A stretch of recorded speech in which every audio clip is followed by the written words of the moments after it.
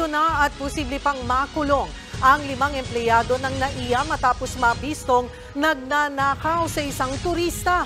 Nakausap ng News 5 ang biktima at ikinwento ang nangyaring kap-kap-dukot modus. Nasa frontline ng balitang niya, si Gerard de la Peña. Pagmasdan ng 2 NAIA personnel na yan, tila may inaabot ng patago sa isa't isa. Pag-alis ng isa, makikitang may ibinulsa ang kanyang kasamahan. Pera na pala yan na ninakaw sa isang turistang taga-Thailand. Sa isa pang video, makikitang dinala sa isang kwarto ang turista na sinasabing ninakawan ng pera. Ibinalik sa kanya ng security personnel ang ninakaw na 20,000 yen o katumbas ng 8,000 pesos. Maririnig pa sa video na nagmamakaawa ang security personnel na burahin ang mga video. Please delete the video, sir. I have 70. Sorry, sir. Natunto ng News 5 ang ninakawang Thai tourist na si Kitja Tabtim. Kwento ng Thai National, papunta siya ng Japan noong nakaraang Miyerkules nang mangyari ang nakawan sa scanning area ng NAIA Terminal 2. Nilagay daw niya sa scanning machine ang kanyang bag na naglalaman ng kanyang wallet at kinapkapan siya ng NAIA personnel.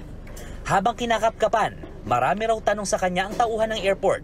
Dito pa lang daw, kinutuban na si Tabtim dahil may mga nabasa siya online tungkol sa modus sa NAIA. They warned me about the robber in Philippines. The officer is a robber. So first thing I start to check my wallet inside my bag, and I open my wallet, and I found that I already lost 20,000 in yen. Nang kumprontahin niya ang mga tauhan na kumapkap sa kanya, patay mali siya raw ang mga ito.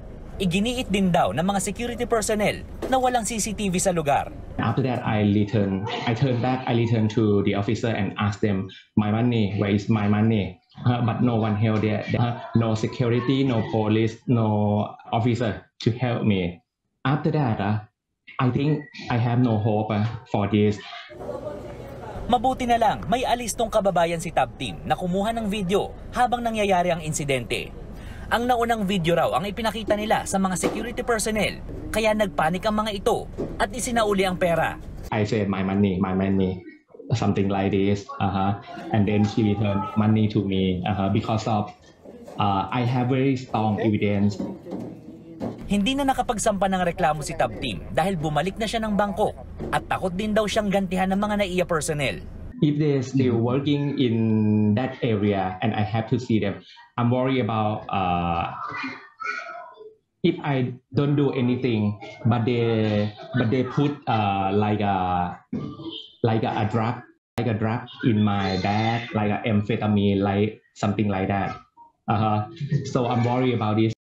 Ang kababayan ni Tabtim na kumuha ng video na si Piawat Gunlaya Prasit ang nagsampa ng reklamo at nagbigay ng ebidensya sa mga pulis. Ayon sa Office for Transportation Security o OTS, suspendido na ang 5 personnel na sangkot sa pagnanakaw sa turista. Inaasahang sisibakin sila kapag gumulong na ang kasong administratibo at pwede pang makulong dahil sa criminal charges. Kalungkot lang that while our economy is opening up, while the president and the entire government machinery has been inviting tourists and investors to come to the Philippines, ito naman ang mga tauhan namin na sinisira naman ang ating reputation in the international community. So, but definitely be assured that the OTS management will really address this issue more aggressively. And we'll find other strategies to solve the problem. May iniimbestigahan pa raw silang 6 na kaparehong kaso ng pandurukot sa mga pasahero sa NAIA.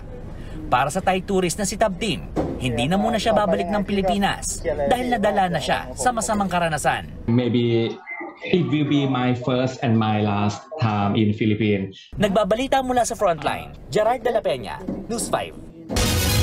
Ginit naman ni Senadora Grace Poe na hindi sapat na masuspindi lang ang mga tauhan ng NAIA na nagnakaw sa turista mula Thailand. Nakakagalit at nakakaya raw ang nangyari.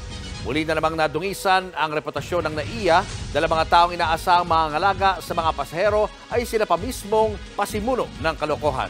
Binigyang diin ni Poe na pinuno ng Senate Committee on Public Services na may katapat na kasong kriminal ang nangyaring pagnanakaw. Pero gusto raw alamin ng senadora kung ano ba ang nagbudyok sa mga tauhan ng NAIA para gumawa ng ganitong krimen. Isa raw sa mga dapat silipin ay ang kanilang mga sweldo. Talagang nakakagalit at nakakahiya. Walang excuse sa paggawa ng isang bagay na illegal kahit na nangangailangan ka. Pero ang totoo nun, pag sobrang gipit ka dahil hindi ka binibigyan ng tamang sweldo, ay mas lalo kang maiengganyo gumawa ng mga ganitong kalokohan.